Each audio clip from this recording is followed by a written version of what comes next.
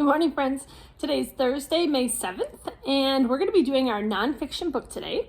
And I picked one called I Am Amelia Earhart. And Amelia Earhart is somebody that I look up to. That means I really admire her for the choices that she made and the things that she accomplished. So let's take a look at I Am Amelia Earhart. She's a real person. This is called a biography, and it's going to tell us about her life. I'm Amelia Earhart by Brad Meltzer, and you might know this series. We have a lot of them in the library. It's called Ordinary People Change the World. And the author is dedicating the book to Lila, his daughter, who makes me feel like I'm soaring. I am Amelia Earhart.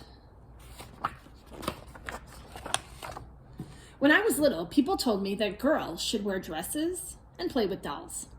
They said we shouldn't have unladylike adventures. I didn't agree. In fact, when I was 7 years old, my sister and I decided to build our own roller coaster in our backyard. We placed 2 planks of wood up against the side of our tool shed. Grandma's not gonna like this. The cab was a wooden packing box with roller skate wheels attached to the bottom. We greased the wood with lard so that we'd move super fast. Amelia, are you sure this is a good idea? This isn't a good idea. It's the best idea.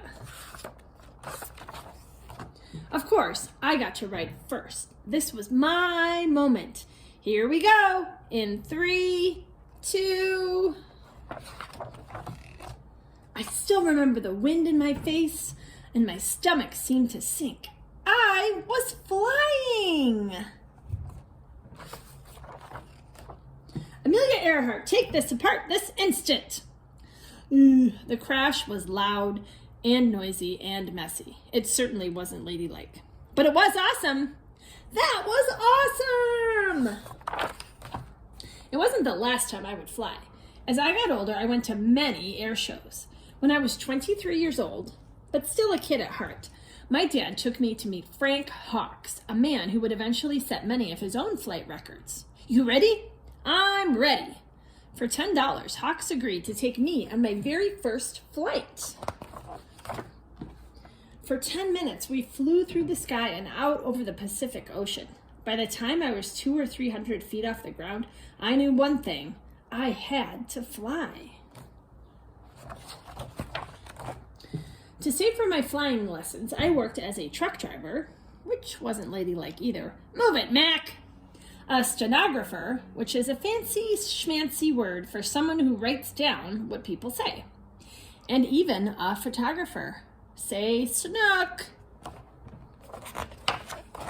6 months after I learned to fly, I bought a bright yellow used biplane that I named Canary.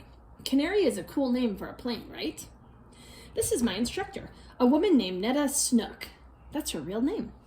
But here's my secret. I wasn't a natural. I wasn't the best pilot. I just worked harder than anyone else. That's enough flying for today. No, I can do better. One more flight.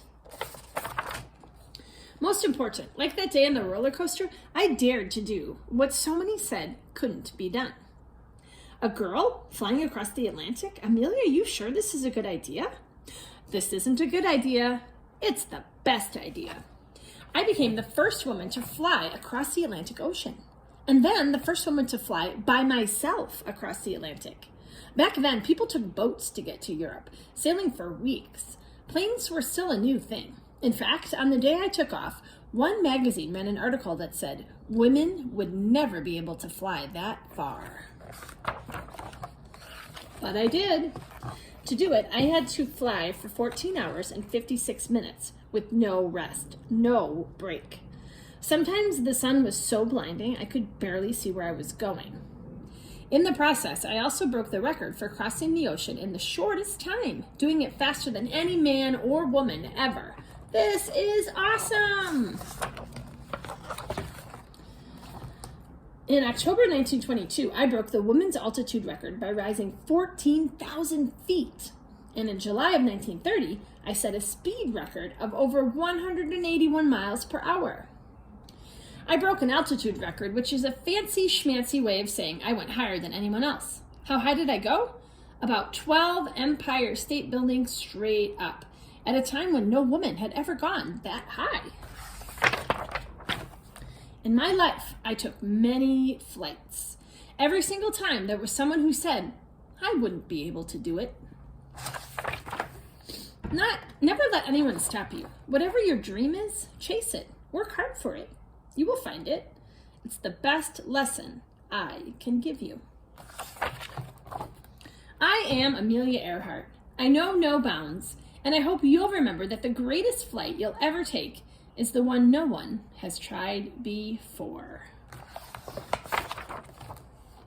And here's our picture of the real Amelia Earhart, and this is something that she said. Never interrupt someone doing what you said couldn't be done. And then at the end of all these I Am books, it's really neat because they have pictures of the real person, like starting from when they were a kid and then all through their life. And then on the bottom, they have something called a timeline, which tells you really important things that happened to them from the time they were born until the time that they passed away. So that stuff is at the end of every one of these books. And that is Amelia Earhart. I know no bounds. Friends, she is so inspiring to me. I love that. One of the things that was interesting to me is how she said, I wasn't really a good pilot. I just had to work really hard and then I got better.